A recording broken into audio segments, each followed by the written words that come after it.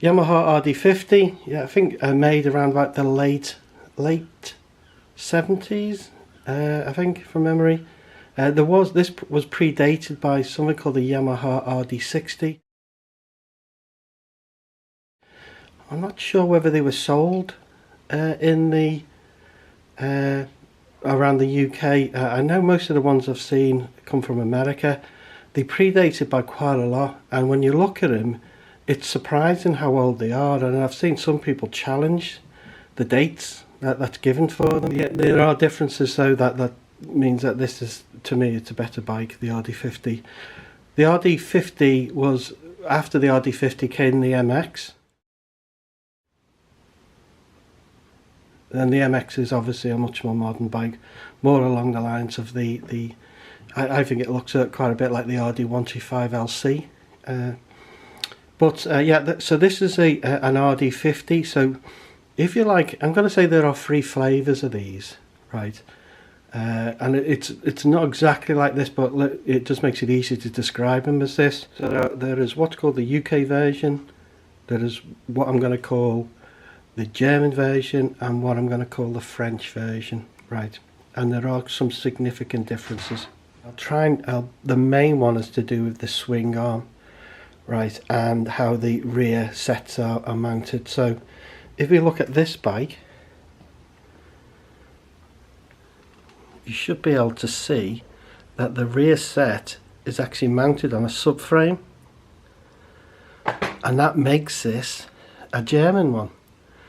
Right, now for the English ones, you'll see that the rear set is actually mounted on the swing arm, which, if you were a passenger, that must have been really uncomfortable every time it went over a bump. I think the Germans, this solution's much neater. Now the French one, right, that is very much much more in line with the Fizzy. So it has a pedal arrangement like the Fizzy, but much less well done. It's pretty ugly. I do actually have a swing arm from memory for one of those bikes. I don't know why I've got it, but I do. But as I say, this is a German one, so I bought this as very much a pit bike. Okay, and what I mean by pit bike is that, you know, it's no longer useful for the road, and I use it for going around the farms and things like this, or having a laugh, you know, driving around the field and all that. Now, things which kind of, I bought it for £720, I think it was, and a kickstart had been broken off. The rod that powers the rear drum brake was welded on. It was actually welded onto the pivot here. And my favourite one, though, by far, was the seat. So the seat had been split because it's so badly corroded, so it was broken in half. And a chap had covered it in red roofing felt, do you know, the sticky tape? Right, which sounds really uncomfortable, and my God, was it. If you got on it without shorts, with just shorts on, which is what I did the first time, just to see what it felt like, it's like being waxed. It just rips the hairs off you, like. So anyway, so that was a big repair, and I'll talk about that a bit more when we go around the bike. So yeah, so to be clear, this is a German import. It was a pit bike in very poor condition, right? So there's another YouTube video about, I think there is anyway, about if you're buying import bikes, so you've got to have a Nova, and then you've got to have it inspected and registered. So you must have a complete bike to have it registered, so you can't import a box of bits and then try and get it registered as a, you know, Bruff Superior or something, right? It has to be a complete bike before you can register it. So you have to be a little bit careful with that. But this one, I actually had it registered as it was arrived, because it would run. If you paddled it down the road and bump started it, it would run. So yeah, so let's go over the bike anyway. There's the engine numbers, very nice and clean, and the frame numbers, so the frame numbers are on the headstock, right. So this bike was all matching numbers. Okay, being a German bike or a European bike, the speedo is in kilometers. So if you get the UK bike, this is in miles an hour, and it goes up to 80. I do actually have the correct speedo, and I may fit it at some point, I'm not sure, but you'll notice that I've fitted these numbers on, right. And why did I do that? Well, because my two boys absolutely loved this bike. That's why it's unsellable, because they just disown me if I sold it. So they're going to have a bun fight about who actually gets it in the end. But so I put the numbers on because they did ride it when they were like 17. So I wanted to make sure that they at least stood a chance about when they were doing 30. Because like most bikes of the period, you know, moped bikes, and this is classed as a moped. Them doing 30 mile an hour, you know, or only 30, you know, not right. So this was in the standard exhaust. This will probably do with me on it, and I'm heavy, right? 40 mile an hour. With the kids on it, you are 50% lighter than me for sure. It'll probably do 45, maybe a little bit more. Now, if I fit the expansion exhaust on it, and I will talk about the exhaust and show you the exhaust, we're talking about it's a screamer then.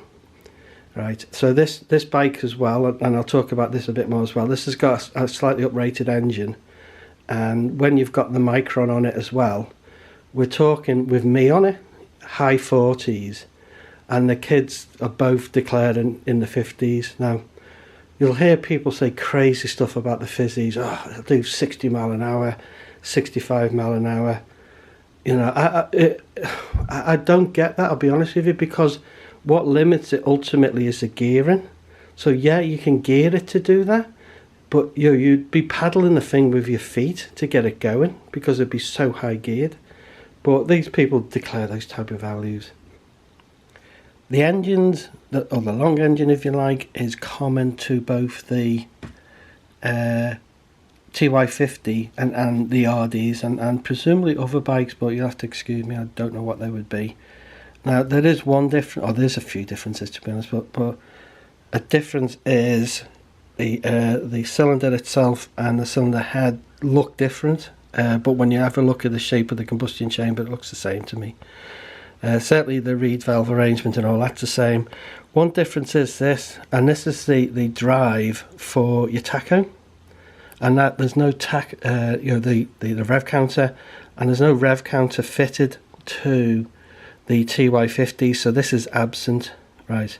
What I would say though is the arrangement for fitting the drive is all there for the TY50. So if you got yourself in trouble and all you could find is a TY50 block, so long as you've got your old drive, it's a really quick fit to fit this arrangement and convert it to an RD50.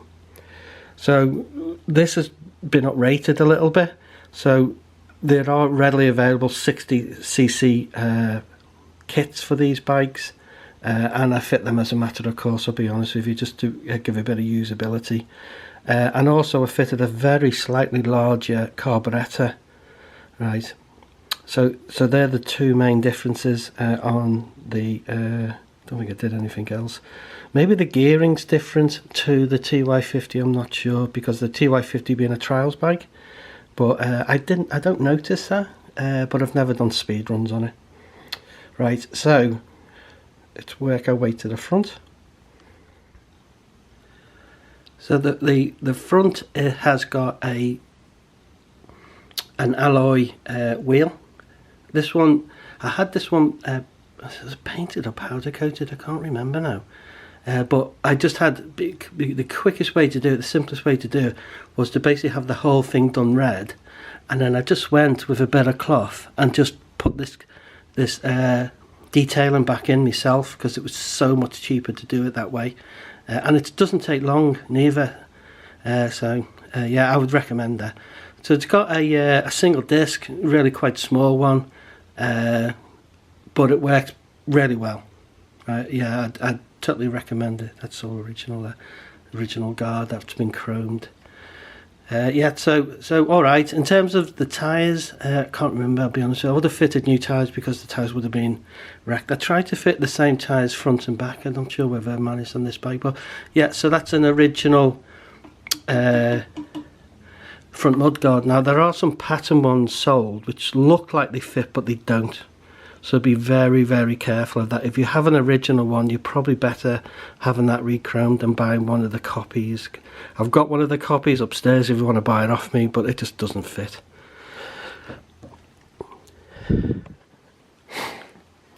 So the headstock, the headstock is identical to the TY50.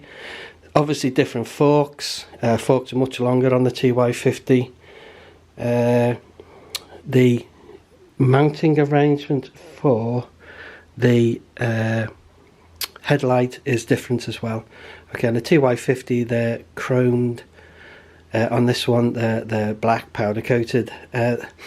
What I would say that on the TY50, and here's a trick, is that you can buy exactly the same headlight mounts for a different bike, but the name escapes me. But they're black when you get them, and you just send them for chroming. And the rare as rocking horse, those mounts, because people want to buy a TY50 one, and you don't have to. Okay, the headlight bowl is different. They seem to be more readily available than the TY50. The TY50 ones are like gold dust, and I do have a spare one because I've got another bike which I'm slowly assembling with parts. So yeah, so they are quite readily available. This has been chromed, I think, from memory. Now the handlebar, right, you can see here and here the nail part are not in a line with the mount, right, and that's because this is not an original handlebar, but it is much closer to the original than what was fitted. What was fitted was very much the TY50 one, right, which has got a bracing bar across here. I still have that somewhere, but I don't know where it is. Sometimes I'll actually cut these handlebars up to make stuff, so I might not have it. So that's not great, but it's alright, it's all nice and firm. In terms of, just to be clear as well, just to touch quite briefly on parts, right, parts very, very difficult to find, right, so that's why you always buy as original as you can, you know, because it's much easier to repair than to find, definitely. Tanks are getting quite rare and super expensive as well, so whenever you buy a bike, you always have a look inside. Now you can see some, that's actually overspray from this, but this does have a tank liner, so make sure you have a good look inside there. Make sure you drain the fuel off regularly as well. This needs to be drained, otherwise you can get corrosion. You actually get corrosion from two areas. One is that when you get the water coming out and layering on the bottom, and then you get corrosion occurring there. But you can also get corrosion, and I've seen a really bad example of this quite recently, where you get a differential aeration at where the fuel is, especially if you're using one of these modern ethanol fuels, because the ethanol fuel's hygroscopic, so it likes to hold moisture in solution, and you can get a really bad corrosion, worse than the bottom. To be honest, I've seen them. As the one I've seen recently, you could actually pull apart like a clamshell. It was terrible. Yeah, so that was roached. That tank is just completely unrepairable. Yeah, so the indicators, these are correct, but these are modern equivalents. You see, you can see this little oxide corrosion things. They'll all polish off those when I redo this in probably March. I do have an original set. These are plastic, right, so like a cheap alloy plastic, I can't remember now. I do have an original set, but they need to be re-chromed, and I might do that, because you will not find another pair, full stop, end off.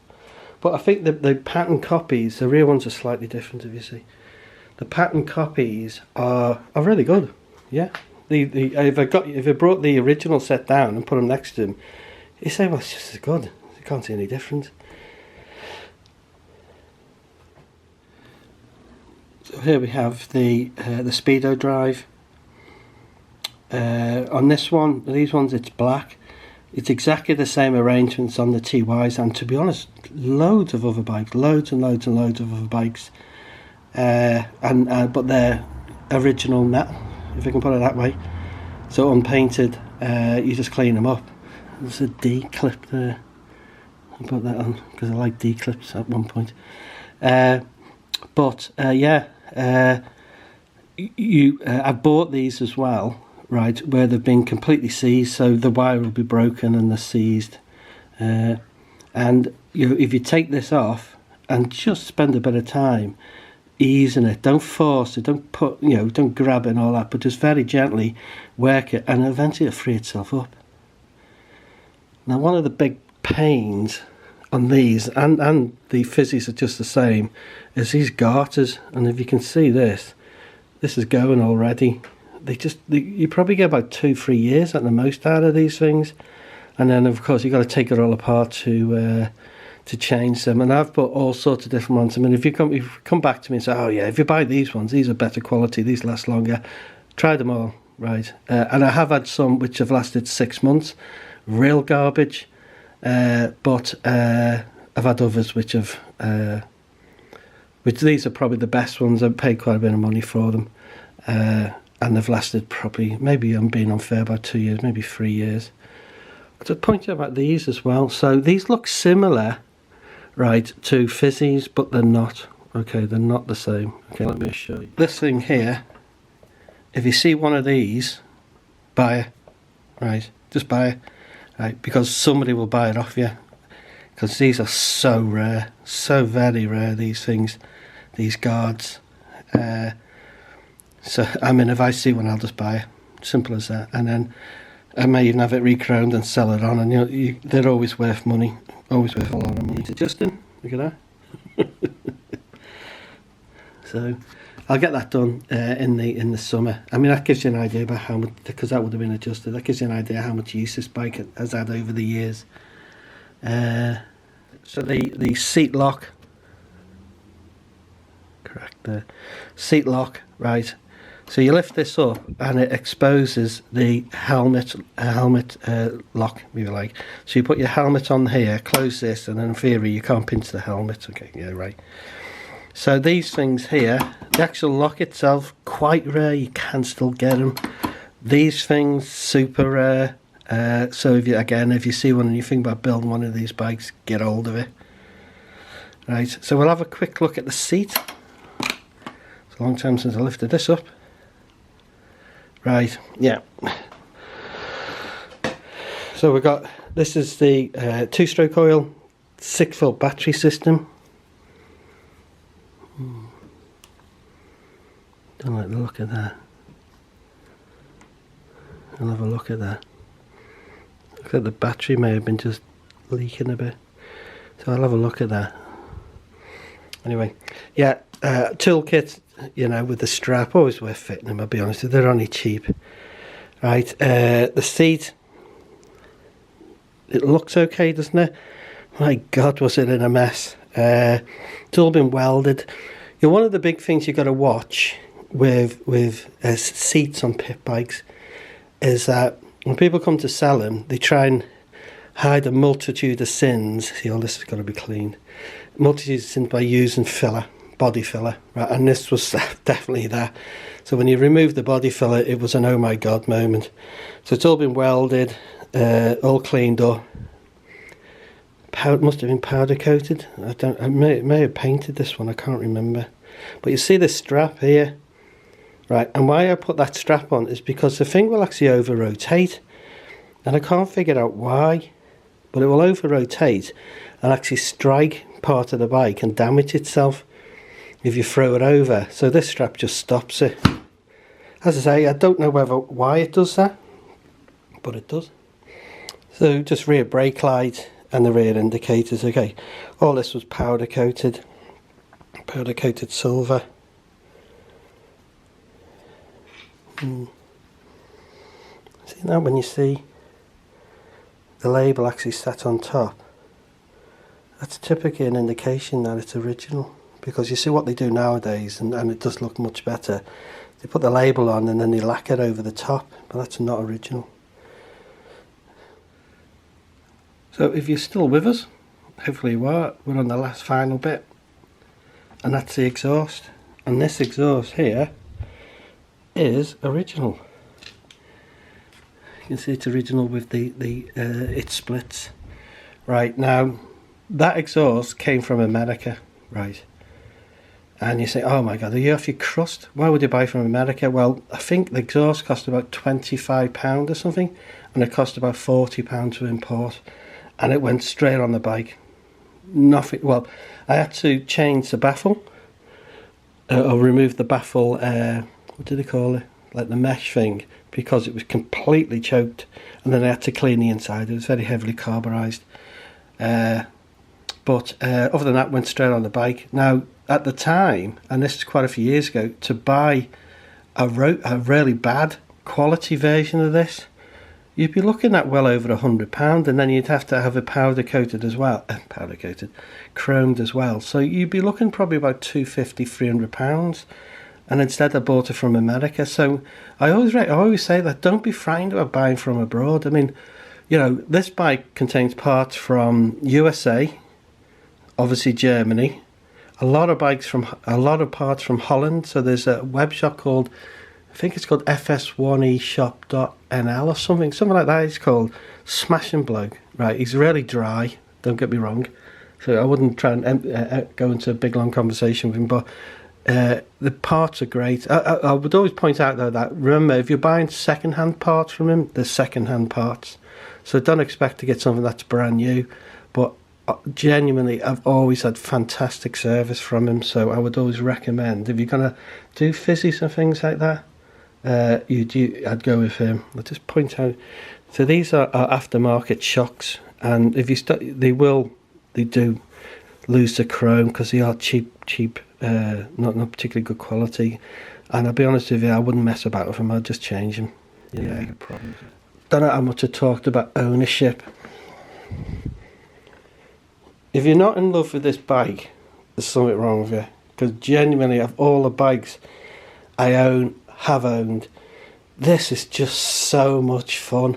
I've owned fizzies. Fizzy was great. I used to do my head and know that people used to kind of, you know, crowd round it or beat the horn as he drove past you. It does me head in. This one comes under the radar a lot more.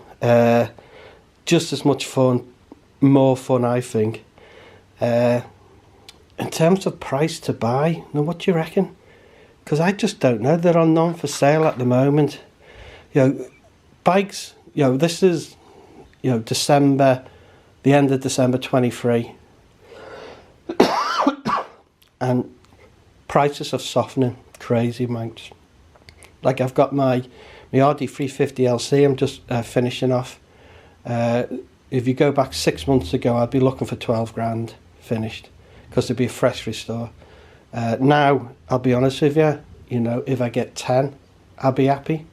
And I'm steeling myself to get less than that. So this, what's it worth? Well, you still see fizzies, but unsold, for like 10 grand, 9 grand, unsold. They've been at that price for years. Some of these bikes as well, you've got to remember that they don't want to sell them. They put a do not buy me price on them. And the reason for that is because they're trying to get people to come in the shop. That's strap in the right place, must have. Just putting the strap in the right place on the seat, because I must have been out with the kids at some point. Yeah, I would probably ask, what would I ask for it? Probably 5.5. I'd ask 5.5, and if they get any offer less than 5, I'd just say, yeah, we're talking about a different bike here, and just walk away. I'll be honest with you, because you get people who throw lowball offers, and you know, just on the off chance, and anything less than 5 for this bike would be lowball. But as I say, unsellable. And if you find one, you know, if you like these type of bikes, so the fizzies and all that, you've got to get one of these. So this thing here is, believe it or not, an original RD50 exhaust. and it was on the bike, and I thought, oh, that's not original. And I took it off and fitted the one that you can see from America. Turns out original. Yeah, somebody had to point it out to me, saying, what are you playing at? There's the numbers there. I don't know if we can focus on that. 420, 14, 610. So I might have this re-chromed. So this here is the what I call the expansion of micron chamber. So I've made a downpipe for this to fit on this bike. No idea where I bought it from, none whatsoever, but it does fit. Right, everything's in the right place, so it's obviously for this bike. It's black chrome, which I don't think you can buy anymore because I think it's very noxious. Does it make a difference to the bike? Crumbs, yeah. It really does. It's super loud though, super loud. To give you an idea, that RD50 with this on it is louder, easily louder than my RD350 LC on its microns. Easily louder, right, to the point that you're thinking, yeah, I don't know. But my God, there's a bike is so clean with this on in terms of speed, no flat spots, just lots of oomph. Yeah, really nice. So if you can find one of these, definitely buy it. Definitely buy it. If it doesn't go onto this bike, you'll put it on another small bore 2-stroke. So this thing here is same idea, but for a fizzy. Right, you can still buy these. They call them Metzler or something. Can't remember now. I don't think it's as pretty as the one that goes on the RD50. Does it make a difference? Yeah, it does. I had to weld this on, by the way. I've had to do this on a few. You have to modify them to actually get them to fit. I think certainly this had to be put on, and maybe I had to move this. I can't remember now. But yeah, does it make a difference? Yeah, it does. I have actually had this up for sale. If you've got a fizzy and you want to buy it, just get in touch with me, because I will sell it. But yeah, anyway, yeah, so that's me. That was my shell casing from HMS Diomede when we went down the Falklands. We flew over on what's called is it called a Wasp? A little helicopter, which was just terrifying. But I think the pilot was winding up. He's saying there's no doors on it, right? And he said, we've got to leave doors off because I want to. If when you're on it, I won't have enough fuel to get back to the ship. And we were just bricking ourselves. But I'm pretty sure he's winding us up. There's a whole loads of story behind this, but that's a shell casing from when we went down the Falklands. I was on HMS Tamar. See, from Diomede, my dad did that.